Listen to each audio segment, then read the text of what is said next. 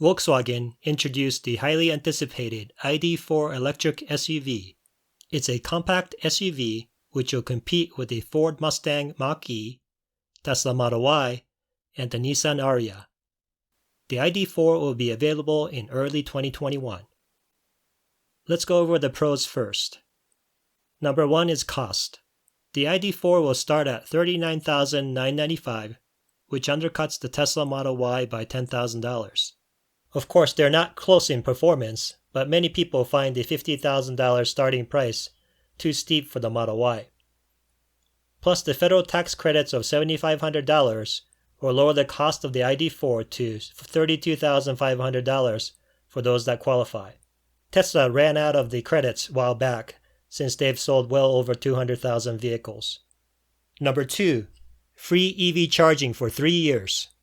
That's a big deal, as you can use Electrify America's over 2,000 DC fast chargers for free. Electrify America promises over 3,500 DC fast chargers by the end of 2021. Tesla used to offer something similar for early Tesla owners, but have since discontinued this program. Number 3, platform. The ID4 is based on a rear-wheel drive platform, which should make it handle better than the Nissan Ariya, which is a front-wheel drive platform. The ID4 is based on a MEB electric drive architecture, which means that it was designed from the ground up as an electric vehicle. The main advantage of this is that Volkswagen is able to maximize space for passengers and cargo.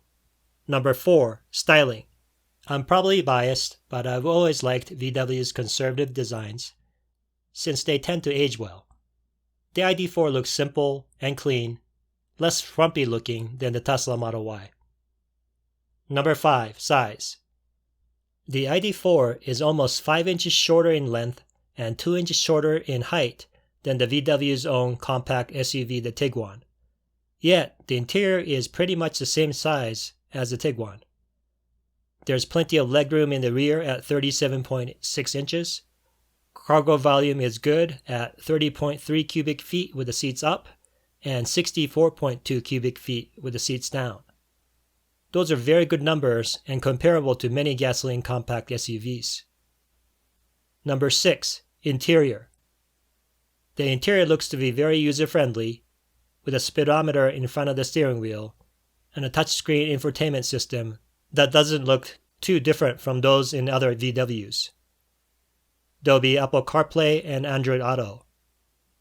To me, that's a big positive for the regular consumer, as they'll be able to adjust to this EV much quicker than, let's say, the ultra-high-tech Tesla. Number 7, traditional automaker. This goes back to the same thing as the interior. Some people may prefer to go to a dealer for parts and service rather than the Tesla's no-dealer model.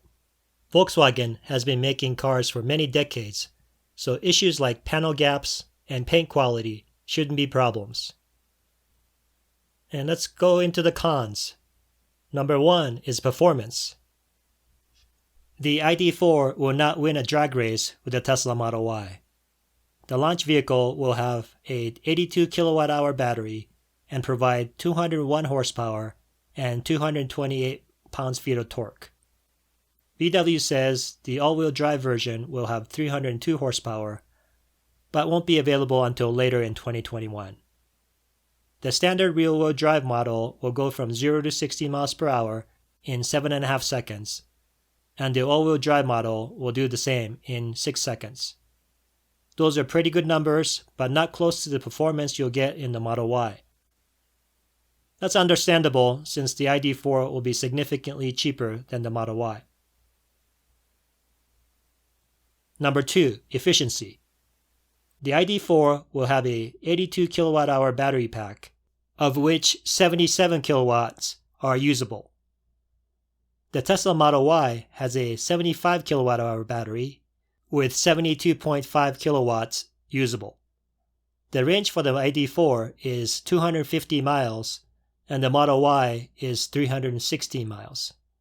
The efficiency difference is staggering. The ID4 will get 3.24 miles per kilowatt hour, and the Model Y gets 4.36 miles per kilowatt hour. That's not surprising, as Tesla has had a few years head start versus VW in building EVs. Conclusion: Volkswagen is going for the masses with its ID4 SUV, and it's got a lot going for it.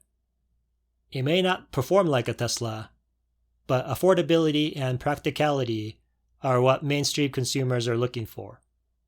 The range is adequate at 250 miles, the practicality is great, and the price is right. Would you consider buying this over, let's say, a gasoline compact SUV like the Tiguan? Let me know your thoughts in the comments. Please subscribe to get more videos with the latest info on new electric vehicles and hybrids.